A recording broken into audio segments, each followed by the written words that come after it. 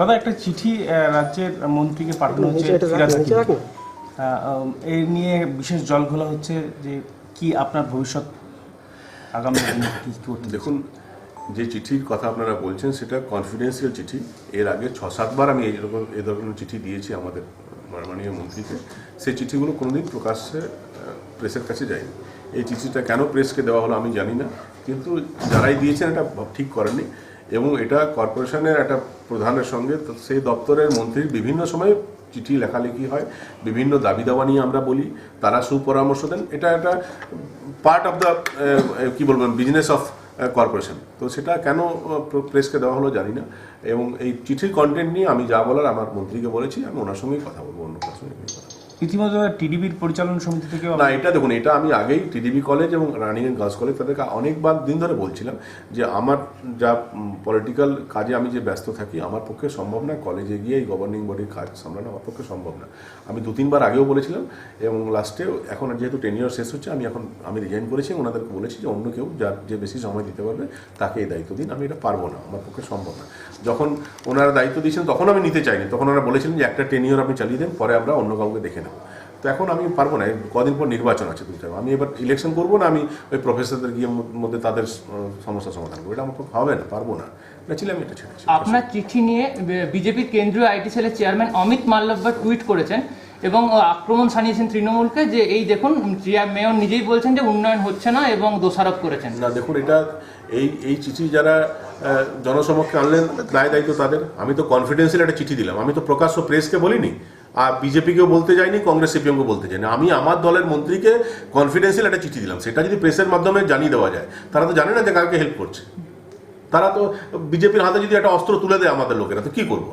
যারা তাহলে এটা দলীয় ব্যর্থতা বলে মনে করবেন? আমি কি বলবো এবার অন্য কেউ আছে কিনা এর মাঝে, কে তুলে দিল আমি ঠিক জানি না, কিন্তু এটা ঠিক হয়নি, এটা ঠিক হয়। ये 2000-1500 करोड़ का जो बात आ रहा है, ये नहीं मिलने से आसनसोल में डेवलपमेंट रुक गया क्या? नहीं, देखिए आसनसोल में आप लोग भी आसनसोल में रहने वाले लोग हैं। आसनसोल के हर लोग आसनसोल को लेकर एक सपना देखते हैं। मुझे भी यहाँ पर मेयर बनाया गया तो मैंने भी आसनसोल के शहर को लेकर एक सपना देखा, जिस सपने में एक दूसरा आसनसोल हम लोग देख रहे थे। तो उसके लिए पैसे की जरूरत होगी। जितना हम लोग के पास था उसमें आप मानेंगे कि हम लोगों ने बहुत काम किया है आसनसोल में, लेकिन और भी बहुत कुछ हम लोग कर सकते हैं यदि पैसा हम लोग के पास आए तो। ये अब केंद्र सरकार ये पैसा देने के लिए ये तैयार हो तो वहाँ से ले, नहीं सब तैयार हो तो राज्य सरकार दे, कहीं से दे, लेकिन शहर को आगे ले जाने के लिए तो पैसे की जरूरत है। कि कहाँ से ये पैसा आपको मिलना था? ये जब स्मार्ट सिटी का जो कॉन्सेप्ट है उसमें केंद्र सरकार के द्वारा राज्य सरकार के माध्यम से पैसा दिया जाता है। सॉलिड वेस्ट मैनेजमेंट का एक तो डीपीआर बनाया गया था, जिसमें यहाँ के सांसद बाबुल सुप्रियो और फिरहाद हाकिम ने एक मीटिंग की थी। उसके बाद भी यहाँ पर एक सॉलिड मैनेजमेंट का काम करने का था, तो मुझे कहा गया कि हम लोग राज्य से ही ये काम कर देंगे। तो मैं चुप हो गया, हमको काम से मतलब है, कौन दे रहा है इससे क्या मतलब है। उसके बाद उसका हम लोगों ने डीपीआर बनाया। जब हम लोग टेंडर करने गए तो कहा गया कि हम लोग सेंट्रली कलकत्ता से ही टेंडर करेंगे। फिर मैं चुप हो गया। आज ये सब समाप्त हो गया। आप कचरा फेंकने का जगह नहीं है, आप देखें उसको हम लोग घेर के रखा है। घर का कचरा बाहर फेंकने का जगह नहीं है, उसको रिसाइकलिंग का कोई आज तक प्लांट नहीं बैठाया गया। अब जनता को हम लोग क्या जवाब देंगे?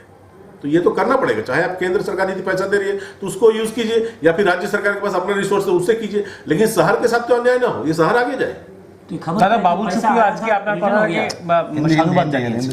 বাবুল সুপ্রিয় তো সাধুবাদ নেওয়ার জন্য আমি এটা করিনি। আমি চেয়েছি যে আমার মন্ত্রীকে আমি জানিয়েছি যে প্লিজ অ্যারেঞ্জ করুন যাতে আসানসোলে মানুষ যে সমস্যার সম্মুখীন হয়েছে সেটা থেকে আসানসোলে মানুষকে আমরা মুক্তি দিতে পারি। ইতিমধ্যে কুলটি জল প্রকল্প আমরা করেছি, ইতিমধ্যে আসানসোলে জল প্রকল্পের কাজ হয়েছে, আরও অনেক স্মার্ট লাইটিং এর কাজ হয়েছে, আরও অনেক কাজ হয়েছে, কিন্তু বাকি যে কাজগুলো আছে সেটা করতে হবে। কোথাও কি মনে হচ্ছে রাজ্যের নীতির জন্য আসানসোল বঞ্চিত হচ্ছে? আমি এটা বলবো না, আমি বলবো যে পয়সা না আসার কারণে আসানসোল বঞ্চিত হচ্ছে। এবার রাজ্য নীতিতে আসবে না কেন্দ্রের নীতিতে আসবে না কোথা থেকে আসবে সেটা আমি জানি না। সেটা উল্লেখ করেছেন আপনি যে রাজনীতির কারণে এটা হয়েছে। না, যদি কেন্দ্র কোনো টাকা দিচ্ছে সেটা রাজ্য সরকার যদি বলে যে নেব না, বা রাজ্য কোনো টাকা দেয় সেটা যদি কেন্দ্র বাধা দেয়, তো সেটা তো রাজনৈতিক কারণেই হবে। আর কি বলবো, এটা আর কি বলতে পারে? আসানসোলের মানুষ তো কোনো দোষ না, আসানসোলের মানুষ তো টাকা নিতে রাজি, কর্পোরেশনের পয়সা নিতে রাজি। আসানসোলের মানুষ চাইছে পয়সা আসুক, আসানসোলে আরো এগিয়ে নিয়ে যায়। এবার এটা যদি কেউ বাধা দেয় সেটা রাজনীতি ছাড়া আর কি বলবো। চিঠিতে একটা জায়গায় লেখা রয়েছে ইনজাস্টিস, অর্থাৎ অবিচার হচ্ছে আসানসোলের প্রতি। এটাও কি মনে করেন অবিচার হচ্ছে? যদি একটা শহরকে এগিয়ে নিয়ে যাওয়ার জন্য যে ফান্ডের প্রয়োজন হয় সে ফান্ড যদি না আসে, পার্শ্ববর্তী আপনি দেখবেন বিধাননগর গিয়ে দেখুন তো, আরো ক্যালকাটা কর্পোরেশন দেখুন। In terms of area Asansol বেঙ্গলের সবচেয়ে বড় কর্পোরেশন, ক্যালকাটার চেয়ে বড় কর্পোরেশন আসানসোল, কিন্তু ইন টার্মস অফ ফান্ড দেখুন তো কি অবস্থা। তো কি বলবো, এটা ইনজাস্টিস বলবো না? ক্যালকাটায় আরো অনেক রকম সুযোগ সুবিধা, অন্যান্য KMDA আছে, আরো অনেক ডিপার্টমেন্ট আছে যারা ডেভেলপ, এই আসানসোল তো সবটাই আমাদেরকে করতে হয়, যেটা আমাদের সেটাও আমাদেরকে করতে হয়, যেটা আমাদের নয় সেটাও আমাদেরকে করতে হয়। আসানসোল বলতেই কর্পোরেশন, যে কোনো মানুষের কাছে যে কোনো সমস্যা কর্পোরেশন। তো আমাকে ঠিক আছে, এই সুনাম আমরা অর্জন করেছি, আমাদের সমস্ত কাউন্সিলররা, স্টাফরা সবাই মিলে এটা করেছি, MLA-রা সাপোর্ট করেছেন, আমরা করেছি। কিন্তু তারপর তো মানুষের এত প্রত্যাশা যখন বেড়েছে, প্রত্যাশা পূরণের জন্য আমাদেরকে সেলফ সার্ভিসেশন করতে হবে। সেটা কে করবে? সেটা আমাদের সরকারই করবে, আর কে করবে? শেষ প্রশ্ন, সেটা হচ্ছে আপনার রাজনৈতিক অবস্থান নিয়ে জল্পনা তুঙ্গে এবং বিজেপি আপনাকে ওয়েলকাম করছে, এই বিষয়ে কিছু বলবেন? না, আমিও বিজেপিকে ওয়েলকাম করছি যে ভাই যদি বেঙ্গল আমার যদি কিছু করতে চান, আসানসোলে যদি কিছু করতে চান, তাহলে ববিদার সঙ্গে কথা বলেন, পয়সাটা পাঠাবার ব্যবস্থা করুন, যাতে এই শহরকে আগে এগিয়ে নিয়ে যাওয়া যায়। ব্যক্তিগত তো জিতেন্দ্র তেওয়ারি কোনো ফ্যাক্টর না, এই শহরটা এগিয়ে যাওয়াটাই বড় ব্যাপার। তো আমি বলবো যে যারা বিজেপি যদি বলছেন যে তাদের খুব ভালো লাগছে, তো যদি ভালো লাগছে, আসানসোলকে যদি ভালোবাসেন, তো ববিদার সঙ্গে কথা বলুন, কথা বলে টাকাটা পাঠিয়ে দেন, যাতে এই শহর আরো এগিয়ে যায়। ये जो सवाल खड़ा हो रहा है कि पैसा नहीं आ रहा और आसनसोल पीछे जा रहा है, क्या आप जो चिट्ठी लिखी है क्या मतलब इसका?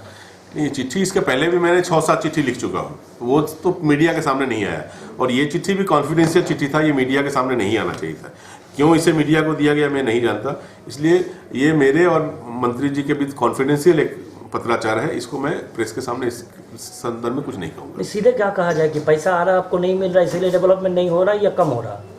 देखिए, आप आसनसोल के लोग हैं, आसनसोल को शहर को और आगे ले जाने के लिए जितने फंड की जरूरत थी वो नहीं मिल पा रहा है।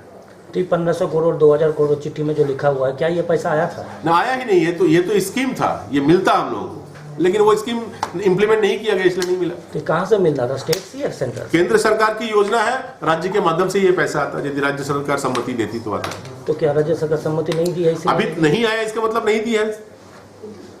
तो आपने क्या कहा? मैंने मंत्री जी से कहा कि चाहे आप खुद दिए दे दीजिए, स्टेट गवर्नमेंट, हम लोग तो पैसा लेकर डेवलपमेंट करना है, वो केंद्र सरकार से आए, राज्य सरकार से आए, अमेरिका से आए, लंदन से, हमको क्या मतलब है? हमारे आसनसोल शहर को आगे ले जाना है। आसनसोल में जब बाहर निकल तो आसनसोल में जो रहने वाले लोग हैं, जिनके साथ मैं पला बड़ा हुआ हूँ, उनके चेहरे पर खुशहाली आनी चाहिए, उनको लगे कि मेरा फ्लाईओवर हो गया, मेरा रास्ता हो गया, मेरा ड्रेन हो गया, हम लोग के जीवन में खुशहाली है, हम लोग डेवलप सिटी है, ये फीलिंग उनके अंदर आनी चाहिए। पैसा कहाँ से आता है, ये जिनको लाने का जिम्मेदारी है वो लोग सोचो। तो आपने कह रहे हैं कि ऐसे चिट्ठियां 5-6 बार लिखे हैं, क्या 6-7 बार पहले भी लिख चुके। रिजल्ट क्या आया? रिजल्ट कुछ नहीं, और उन चिट्ठी को सीक्रेटली रखा गया, इस चिट्ठी को प्रेस के सामने ला दिया गया। तो क्या लगता है कि इसमें पॉलिटिकल कोई कॉज है? हमको मालूम नहीं, हम मालूम नहीं है, ये बिना मेरे पास कोई प्रमाण नहीं है, तो मैं कैसे बोलूँ? आप कहीं से रेजिग्नेशन भी दे दिए हैं जिसको लेकर? नहीं, इसको गवर्निंग बॉडी का जहाँ मामला है, मैं देखिए वहाँ सारे प्रोफेसर लोग रहते हैं, मैं उनके बीच में अपने आप को ईजी नहीं पाता हूँ। मैं दूसरे ढंग का, मैं मुठिया मजदूर, रिक्शा वाला, ठेला वाला, इन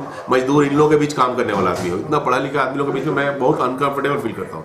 मैंने बार बार उनको कहा कि सर हमको प्लीज छोड़ दीजिए, तो उन्होंने कहा था कि एक टर्म दीजिए, तो एक टर्म समाप्त हो गया, इसलिए मैंने कहा कि आप दूसरे किसी बुद्धिजीवी को वहाँ लीजिए जो उनकी समस्याओं को बात करे, उनको लेके फिलोसफी के बारे में उनसे बात करना पड़ेगा, सोशियोलॉजी के बारे में बात करना पड़ेगा, डॉक्टरेट जो लड़के कर रहे हैं कैसे थीसिस लिखी, इसके बारे में बात करना पड़ेगा। मेरी योग्यता इतनी नहीं है कि मैं ये सब कर सकूं। मैं रास्ता घाट, ड्रेन, लाइट कैसे बनेगा, विधवा भत्ता कैसे आएगा, और कैसे कोविड में कैसे लोगों को हेल्प करना, ये सब चर्चा हो तो मैं वहां रह सकता हूँ, मैं कंफर्टेबल हूँ। वैसी चीज में कंफर्टेबल नहीं। अभी फिलहाल अगर पैसा आ जाएगा तो क्या आप एक्सेप्ट करेंगे? पैसा आएगा तो मेरा एक्सेप्ट करेंगे, कॉर्पोरेशन एक्सेप्ट करेगा, आसनसोल का उन्नति होगा। मेरा व्यक्तिगत, मैं अपने बैंक अकाउंट में तो पैसा नहीं मांग रहा हूँ, ये तो कॉर्पोरेशन में है, सरकारी अधिकारी उसको खर्च करेंगे।